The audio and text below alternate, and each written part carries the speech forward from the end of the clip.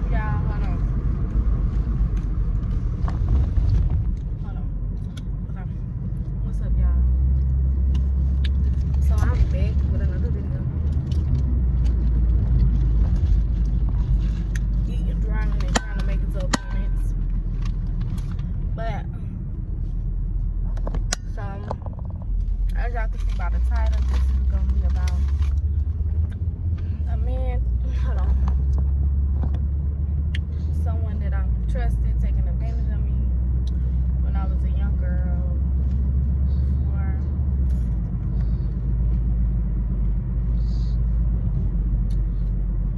everything. Like, just got taken advantage of by a grown man that I trusted.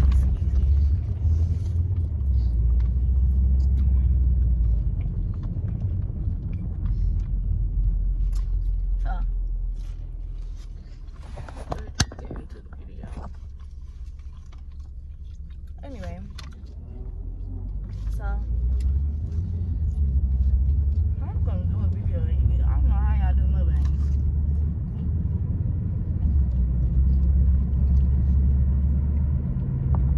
I broke 2 nails trying to take my text off my mouth. But anyway,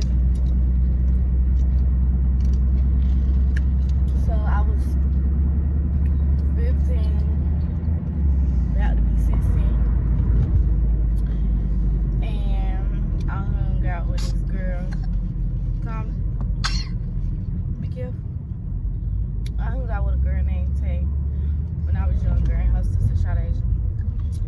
And everybody used to think me and Tay made our names like that, but we made each other like that. Hers was Tay, mine was Tay. So we was together year round, like all of us.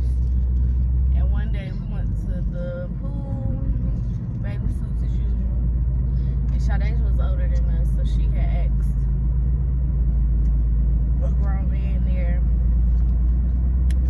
for a cigarette because he was smoking. And he was like, "Are y'all old enough?" And he was just joking around or whatever. And he gave her a cigarette, and so he was cool. Like, he was like, at first he seemed like somebody that, like, you know, there's people out here that like understand how it is to be young or whatever, so we thought he was like that type of person, and he wanted her number or whatever, but she didn't really want him. She just wanted a cigarette, so she just gave him my number. And so whenever she needed a cigarette or something, she would just use him for stuff like that. So that's how we met him. But fast forward, Tay had her friend come. Tay spent the night at my house, and she had a boyfriend that was coming over, but my mama ain't play that, and her mama ain't play that. So we needed somewhere for him to go. And it was convenient that the man lived in my apartment complex where I lived. So we asked him if we could come over there with our guests. So when we came, he was making drinks, which is usual because he used to give us drinks here and there. So we went there and we was chilling, and he was being cool about it and giving them drinks or whatever. And Tay and her boyfriend at the time wanted to talk about something that had made her mad, and so they went into the man's kids' room because his kids didn't live with him, but he had a room for his children when they came over. So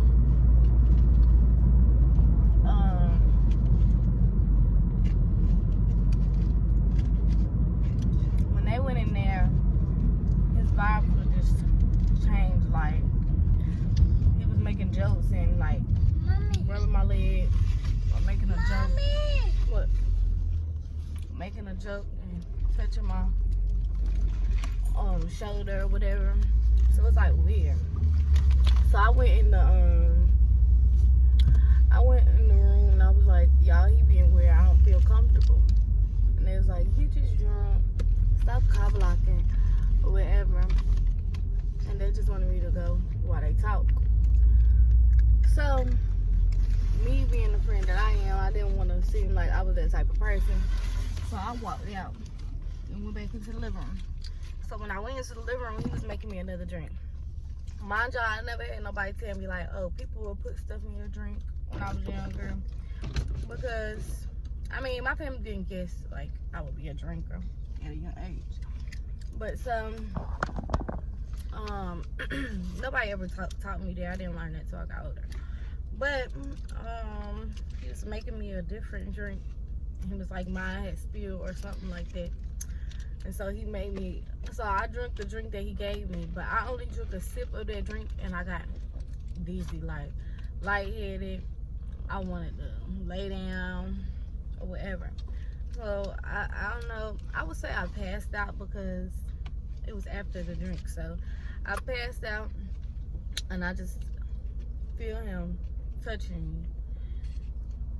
When I wake back up, I just feel him touching me and I'm trying to say something, but I can't. And then I just fall back asleep. And then when I wake up, I'm on his shoulder and he carrying me to the back. And I wanted to scream, but I couldn't talk. Like it was like something had my throat or my tongue or whatever, but I couldn't talk. And then, when he laid me in a bed, it was dark in the room. I couldn't see nothing but a light coming through the door. And I just felt tears coming down my eyes, but I still couldn't say anything. And I just passed out. When I woke up, I was on the floor. And I heard my best friend at the door. Like, open the door. Tay, open the door. What is you doing? And he was talking to her through the door and she was trying to open it. And I guess she went and got a knife and tried to open the door because he wouldn't let her in, but I fell. I was in and out. And so when she finally got in, I don't know if she got in through the from the knife or if he let her in, but she picked me up and she carried me to the bathroom and she like talking to me, trying to get me to talk to her in bed. And I just started crying to her and I'm like, all I could say was, I told you and get me out of here. Like, that's the only things that I could say. Like, I couldn't say anything else because I didn't know what had happened, if he done something to me. I didn't know any of that. So I had left my glasses and my shoes in there and I was like, please get me out of here. Like, I was scared to like walk out of the bathroom. And so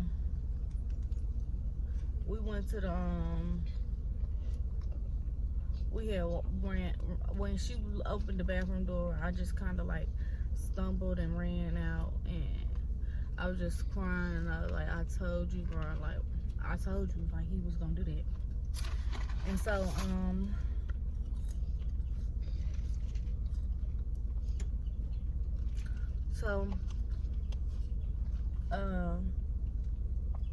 we got outside. The boy that she was her friend, his friends was outside looking for him because they didn't know where he was at because he was staying the night at their house. And so he asked us like, hey, y'all seen a boy? He tall, his name's Josiah. And I conveniently, we knew him and he was with us. And I was like, yeah, he over there. And he seen me crying and he was like, what's wrong with you? Mom, and I told him what happened and he told me, I told him what was wrong and what had happened, and he was like, the same thing happened to him when he was younger. A man tried to do that to him. Well, actually did do that to him. And he was like, I can take you home. Which apartment do you live in? I didn't want to go home because I didn't want to face my mama and tell her what had happened to me. So I told him that. And he said his mama deal with people like that and I can go talk to his mama. So we went to the dude's house and I told his mom what happened to me and she was comforting me. She gave me a blanket and she was like, we gonna get this man. And she was like, either we gonna call the police first or we gonna call your mama first. And I told her that I wanted to call the police first. The police came. They had me show them which apartment he lived in. And then they dropped me back off at the lady house. They called my mama and told her what was going on. And she gave the lady a okay to go to the hospital with me because she was home with my little brother at the time. And then the police had went to his house, but he didn't open the door Then I went to the hospital and they did an exam, and they did an exam. When they did the exam, they was like, I had a tear, but she said that something was still intact. I forgot what word she used, but she said it was still intact, so I was still a virgin. But he did tear the outside, trying to force itself, and so she did all that stuff. So basically he tried, but he didn't, I guess because my friend came in time or whatever the case may be. But the police came back and was like, he did open the door. They went in his house and they found my glasses and my shoes, and they pressed charges against him. And they pressed charges against him, but they gave me all types of books and stuff for rape crisis and stuff. Hold on. My baby fussy because she just got her shots today, so she up here. But they gave me all types of papers and stuff, and I was just mad. And then when I got home, I just scrubbed myself so hard in the shower and cried for like, I don't know, probably like an hour. I was in the shower just scrubbing myself. And I just went to sleep and cried and cried. And then my best friend had to go home because he was in trouble for even going over there, because we knew better. But yeah, we was in trouble for that, and we couldn't see each other for like 2 months. And so days went by, and my mama and her family were blaming me, talking about it's my fault that he did that to me. I knew better. And I just was overwhelmed and mad. Overwhelmed and mad, and I was throwing stuff, and I ripped the book up. I ripped up the case number they gave me that they should have gave to my mom, because I really wanted to know what happened to that case, but it's okay. I'll figure it out one day. I just gotta figure out how do you figure stuff out like that. But yeah, I ripped up everything, I threw everything, and I was like, do y'all not understand what just happened to me? And it was bad. I was mad at Tay for a long time because I felt like it was her fault. And I didn't even know that I was mad at her for that reason, but when I got older, I realized like I really put the blame on her, and that's why I acted out with her so many times and argued with her after that so many times. But I don't blame her anymore. I ain't got no bad blood. I didn't sit my paragraphs and told her how I felt and that it was over with. The beef was over with. I'm grown, you grown.